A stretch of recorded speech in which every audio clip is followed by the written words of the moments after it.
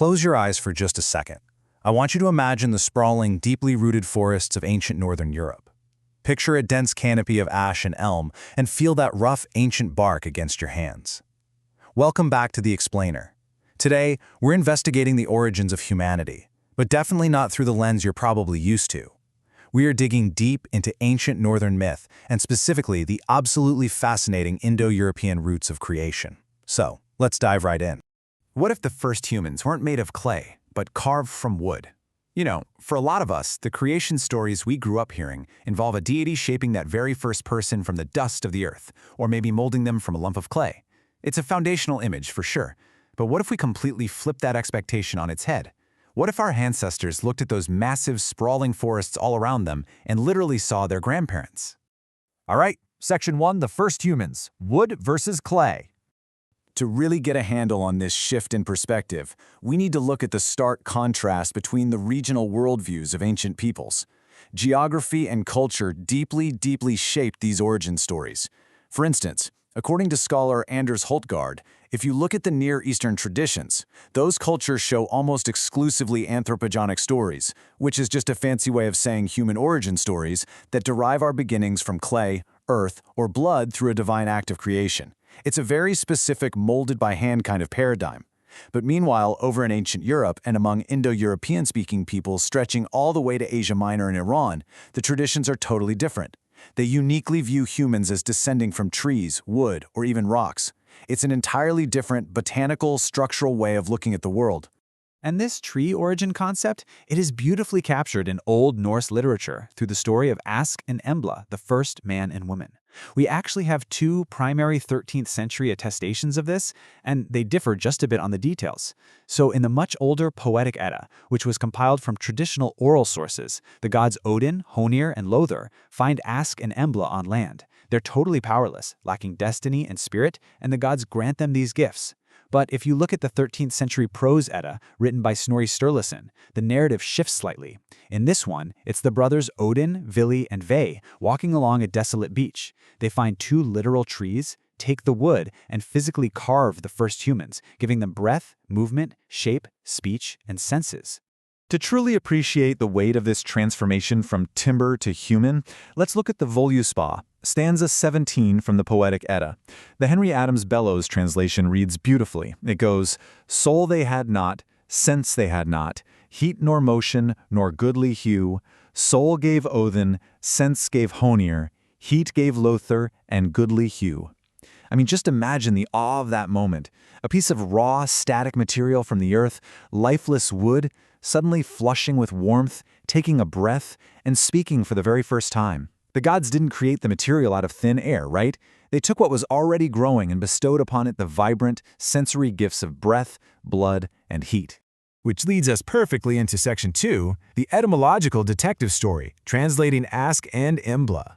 Now we are entering into a linguistic detective story hidden right inside the names of this very first couple. The name of the first man, Ansgar in Old Norse, universally and uncontroversially translates directly to ash tree. Makes sense, right? The hard, sturdy wood of the ash was the absolute backbone of Norse survival. They used it heavily to craft weapons, sturdy tools, and those formidable ships that carried them across oceans. But the woman's name, Embla, doesn't have a simple, direct translation. It is an unsolved linguistic mystery, and figuring out what her name actually means sends us down some wildly diverging paths in our investigation. And, well, you know academics, they absolutely love to argue over a single word for decades. So here are the four leading theories we're looking at. First, some suggest it's derived from elmla, meaning an elm tree, basically trying to neatly match the ash tree of the man. But linguistically speaking, that derivation is highly problematic and incredibly clunky. Second, the famous Jacob Grimm suggested comes from the root amr or ambel, signifying a busy, assiduous woman.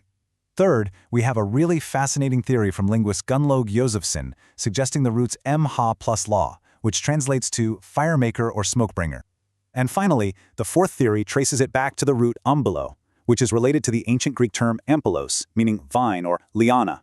So why do those last two matter? Let's get into Section 3, fire, vines, and Indo-European origins.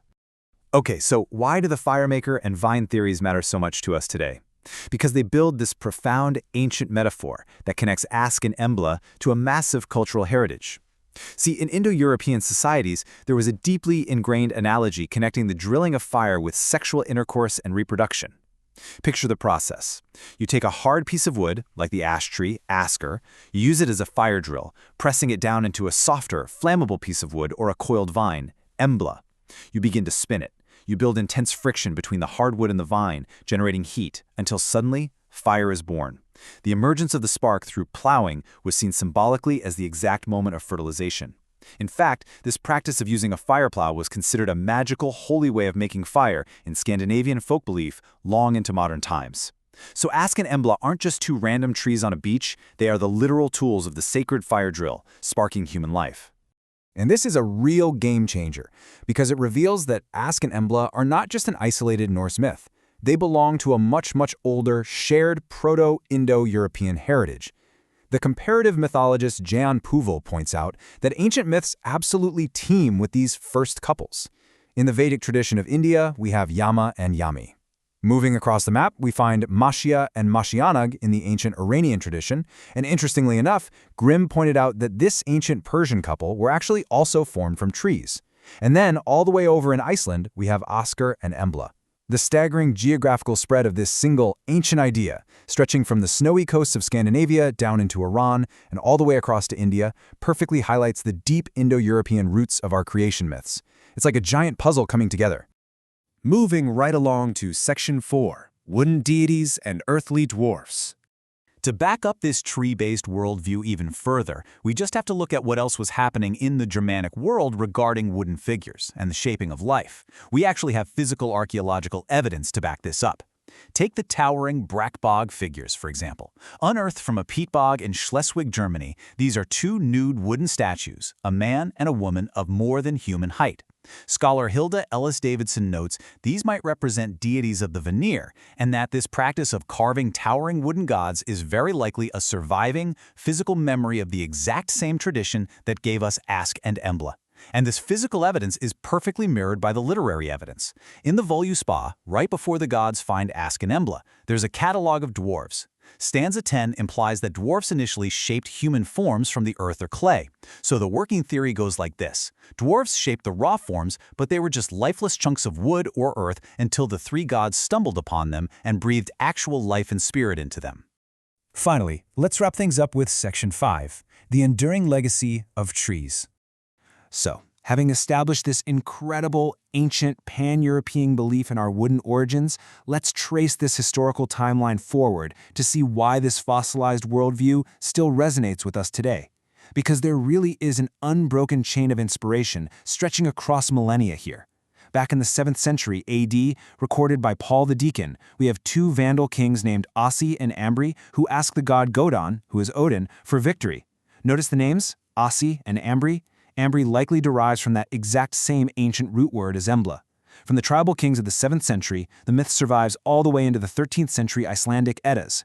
Jump to 1948, the couple is immortalized in a gorgeous public sculpture by Stig Blomberg in southern Sweden.